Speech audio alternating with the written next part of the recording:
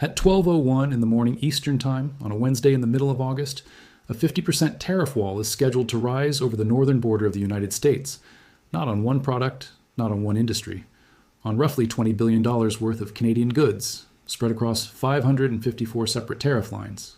Everything from hockey sticks to cement, from wine to down jackets. And as that clock ticks down, the government in Ottawa has done something it spent the better part of a year insisting it would not do.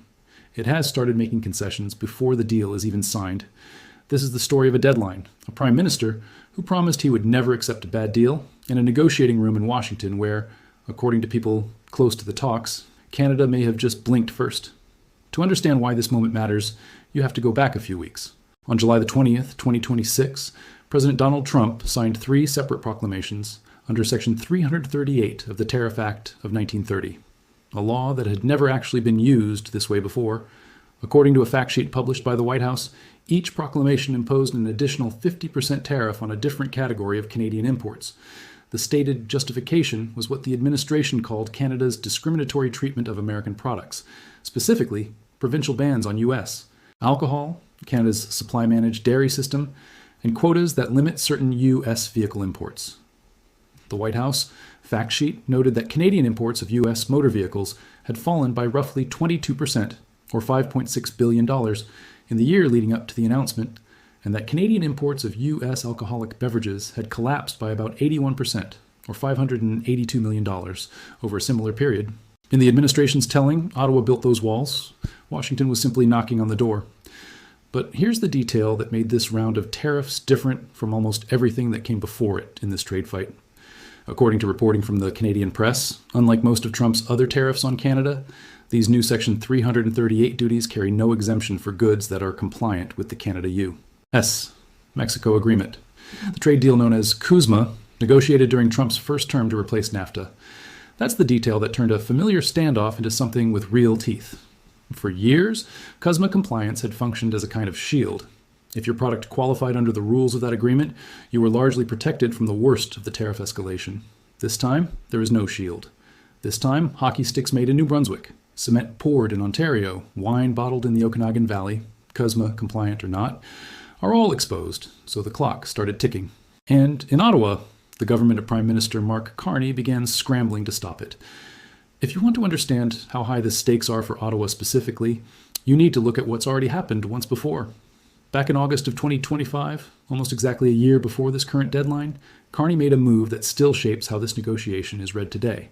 According to Global News, the Prime Minister announced that Canada would remove many of its retaliatory tariffs on U.S. goods, specifically products that fell under CUSMA's free trade rules, in what he described at the time as a bid to intensify stalled trade talks with the Trump administration.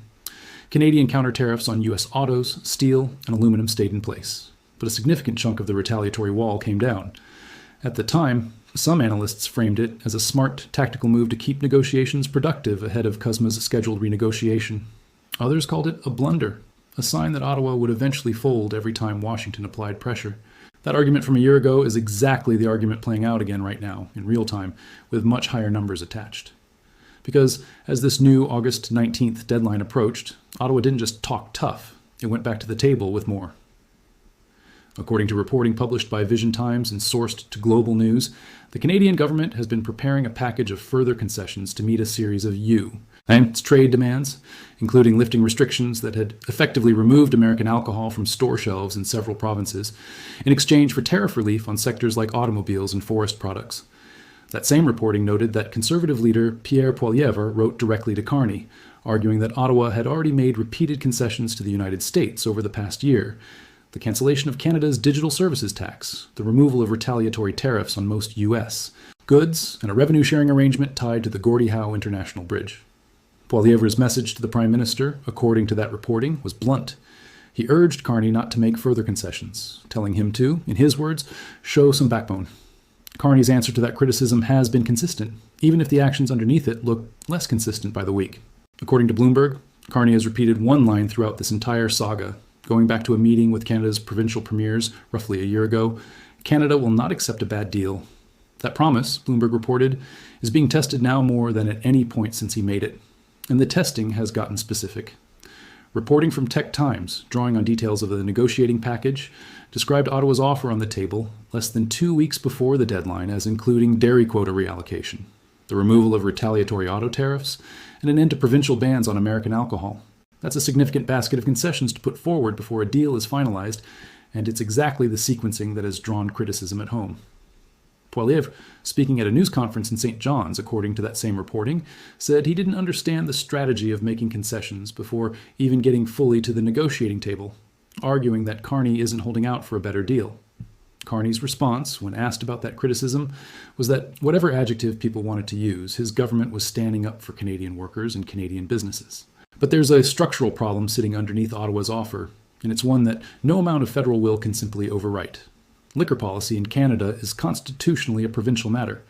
The LCBO in Ontario, the SAQ in Quebec, and the BC Liquor Distribution Branch all operate under provincial authority, not federal direction. Ottawa can signal that it wants the American alcohol bans lifted. Carney has done exactly that. But the final call belongs to the premiers, and according to that Tech Times reporting, 2 of the largest provinces have already said no, or attached conditions that the federal government cannot guarantee it can meet. In Quebec specifically, a spokesperson for Premier Christine Fréchette told reporters, in the context of the ongoing trade war, that the Premier continues to defend Quebec's economic interests, a diplomatic way of signaling that Quebec is not simply going to fall in line behind whatever Ottawa negotiates in Washington. That tension is part of why this deal has been so difficult to close, even with both sides publicly describing the talks as constructive. According to CTV News, United States Trade Representative Jameson Greer said on a Friday in mid-August that discussions with Canadian officials had been constructive. But he was equally clear that Canada would have to lift its retaliatory measures in order to avoid the new tariffs altogether. That's not a small ask. It's essentially the American side telling Ottawa, the 50% wall doesn't come down just because you're talking. It comes down because you act. And, according to CBC News, as recently as mid-August, Canada and the United States were not yet at a point where a deal could actually be reached. 2 sources with direct knowledge of the trade talks told CBC that Canadian officials were not satisfied with the latest American offer. Those sources described a proposal presented by the U.S. side on a Tuesday that would have lowered some sectoral tariffs, but not by nearly enough to satisfy what Ottawa was asking for. CBC reported that Canada-U.S. Trade Minister Dominic LeBlanc and Canada's chief trade negotiator Janice Charette had met with Greer 3 times over the preceding 3 weeks, camped out in Washington in an effort to close the gap before the deadline hit. There's a quieter detail buried in that same CBC reporting that says a lot about how much pressure Ottawa believes it's under. Sources told CBC that Canadian negotiators had aggressively argued to their American counterparts that there would be no political appetite among Canadians to keep talks going at all if the August 19th tariffs actually came into force. In other words, Ottawa isn't just worried about the economic hit. It's worried that if this deadline passes without a deal, the entire negotiating relationship could become politically unworkable back home. The Canadians would simply lose patience with the process itself. So where does that leave things as of the most current reporting available? According to the Washington Post, published the same day as this deadline's final stretch, the United States and Canada are, in the paper's words, inching closer to a deal to avert the imposition of the 50% tariffs on products like hockey sticks, wine, and cement, according to industry executives and trade specialists following the talks.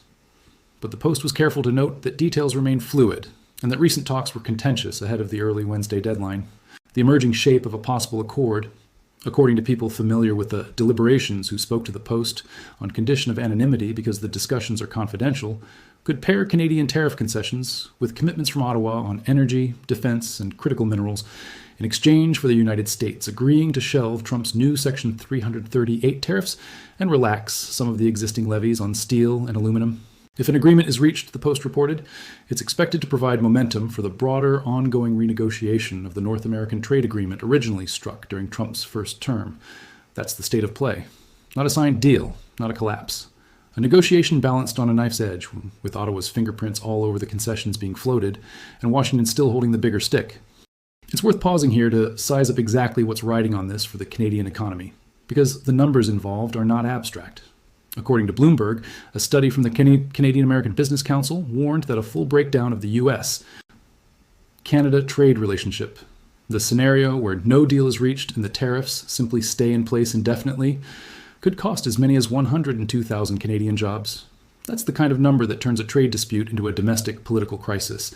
And it's a significant part of why Carney's government has been willing to put concessions on the table even before the ink on any final agreement is dry. And it's not just a policy fight happening in boardrooms and negotiating suites. It's already reaching into ordinary supply chains on both sides of the border. According to reporting carried by North Country Public Radio, a lumber business in Ottawa that ships 60% of its product to the United States has already felt the chill of the looming 50% tariff, even before it's taken effect. A sales manager at that Ottawa-based lumber company told the outlet that his American customers, home builders and contractors, have essentially split into two camps. Those rushing to place orders now, before the tariff kicks in, and those choosing to wait, betting that relief will come once a deal is struck. That kind of paralysis of businesses in Ottawa and across Canada unable to plan because they don't know which version of the tariff regime they'll be operating under in a matter of days is its own quiet cost of this standoff. One that doesn't show up in a headline number, but shows up in warehouses and shipping schedules across the country. On the American side of the border, the same uncertainty cuts the other way. That same North Country Public Radio reporting described a building supply company in upstate New York, just 15 miles south of the Canadian border, that buys around a third of its lumber from Canadian suppliers. Its owner told the reporter that if the 50% tariffs really do move forward as scheduled, his business is, in his words, in trouble. This is a trade war where the pain doesn't stop cleanly at a border. It moves through supply chains in both directions, hitting a lumberyard in Ottawa and a building supply store in New York in almost exactly the same week. Meanwhile, according to Bloomberg's Canada Daily newsletter, Canadian companies have largely settled into what one industry figure described as a posture of watchful waiting. Janine Harker, president of the Canadian Society of Customs Brokers, told the Canadian press that businesses have deliberately avoided front-loading their shipments across the border to beat the deadline, choosing instead to wait and see what actually happens on the 19th, rather than betting resources on a deadline that has shifted before. That instinct, to wait rather than panic, reflects something important about how this specific moment in the Trump-Canada trade relationship is being read by people who've lived through it for the past year and a half. Because this isn't the first deadline. It's not even the second or third.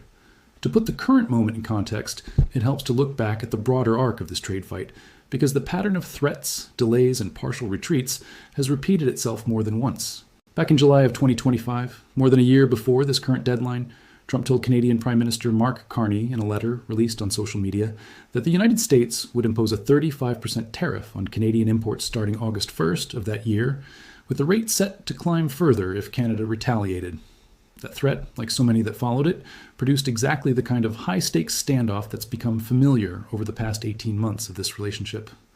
And according to Deadline, when that August 1st, 2025 deadline actually arrived, Trump followed through, raising tariffs on Canadian goods from 25% to 35% for products that fell outside CUSMA's protections. Carney, at the time, called the move disappointing and said Canadians would become their own best customers in response. A line about economic self-reliance that has echoed through Canadian political messaging ever since. That same period also saw Trump repeatedly raise the idea, one that Canadian officials and commentators broadly dismiss as being without any real basis, that Canada could somehow become the 51st American state. It's a comment that resurfaces periodically in Trump's public remarks about Canada, and one that Canadian officials have generally treated less as a serious policy proposal and more as a signal of how personally and unpredictably this president approaches the relationship with America's northern neighbor. There's also a legal wrinkle in this story that's easy to miss but matters enormously for understanding why the current tariffs exist in the specific legal form they do. According to reporting carried by New Mexico's QNM, the U.S. Supreme Court ruled at one point that Trump did not actually have the authority to impose certain tariffs by executive order the way his administration had been doing, a ruling that forced the government to refund roughly $100 billion. Rather than abandoning the tariff strategy after that legal setback, the administration pivoted to a different legal provision, Section 338 of the Tariff Act of 1930, a law that, according to that same reporting, had never been used this way before in modern trade policy. That pivot is exactly why the current round of tariffs on Canada looks and behaves differently than earlier rounds. It's not just political pressure. It's a specifically engineered legal mechanism, chosen in part because it survived the kind of judicial challenge that had derailed an earlier approach. It's also worth noting that trade friction between Washington and Ottawa hasn't been limited to the alcohol, dairy, and auto disputes at the center of this current fight. According to a timeline compiled by the law firm Blake's, the Office of the United States Trade Representative separately concluded an investigation into 60 foreign economies, including Canada, finding that they had failed to adequately enforce prohibitions on imports made with forced labor. As a result, starting in late July of 2026, a 10% tariff was applied to imports from countries that had committed to enforcing such prohibitions, while countries that hadn't done so faced a 12.5% tariff, though CUSMA-compliant Canadian products were exempted from that particular measure. It's a reminder that even as this single high-profile deadline dominates headlines, the broader U.S. Canada trade relationship has been reshaped by a whole stack of separate overlapping tariff actions over the past year, each with its own legal basis and its own exemptions, or lack thereof.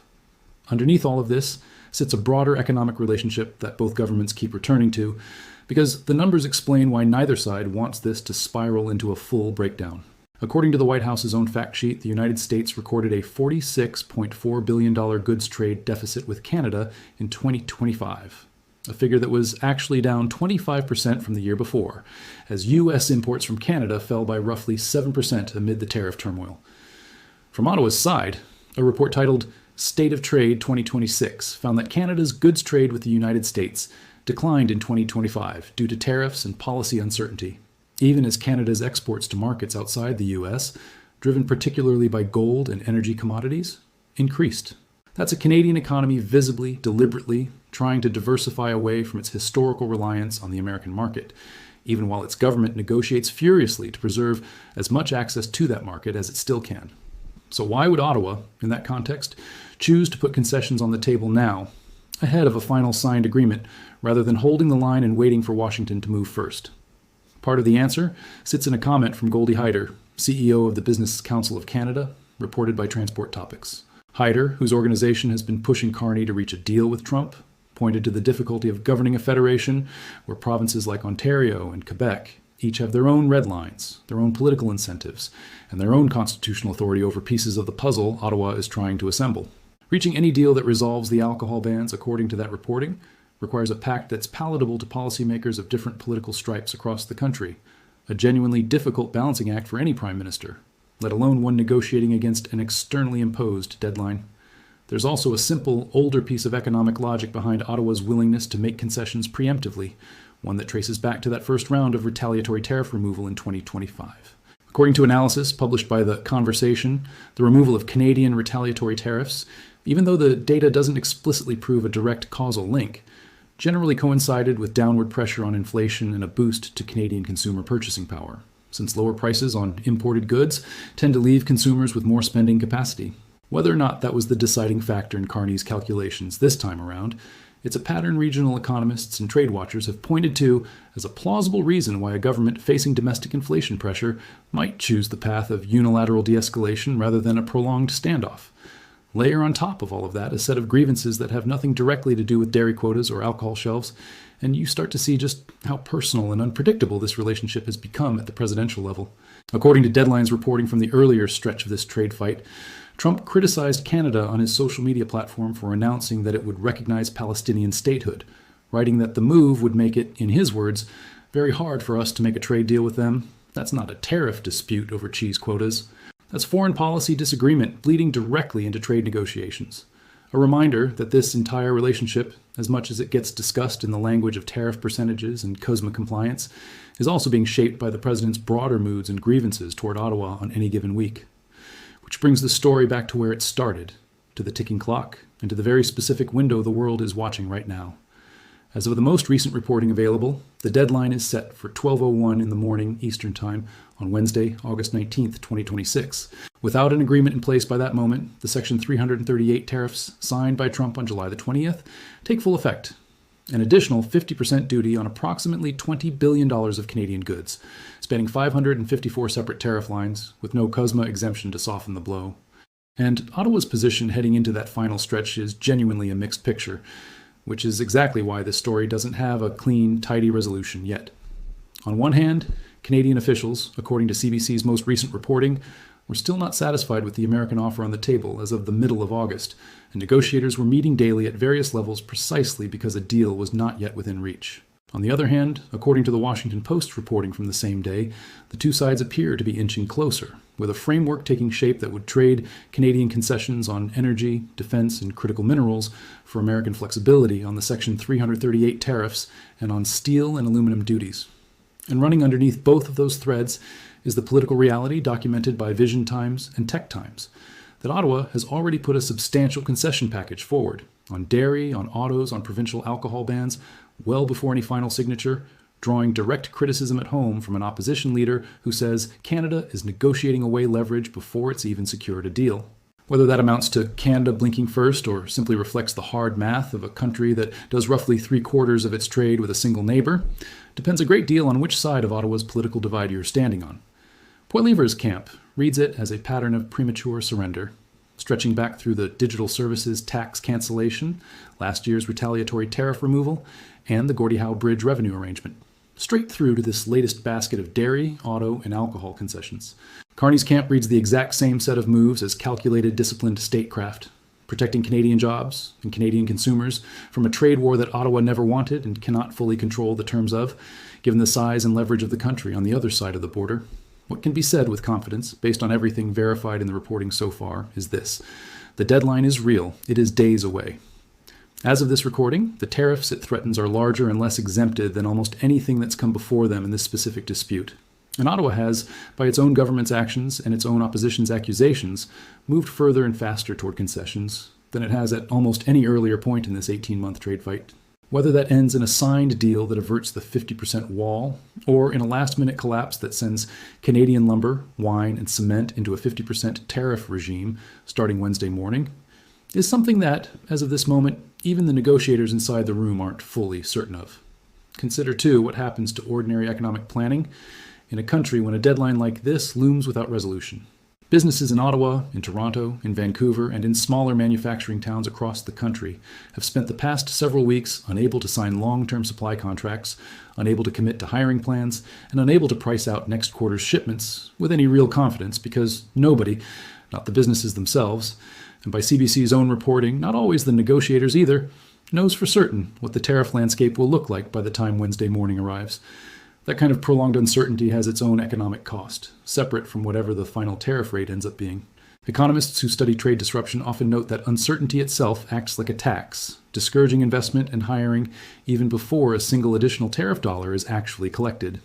Canada, over the past 18 months of this relationship with Washington, has essentially been living under that uncertainty tax continuously, deadline after deadline, extension after extension, proclamation after proclamation. And it's not just large exporters feeling that pressure.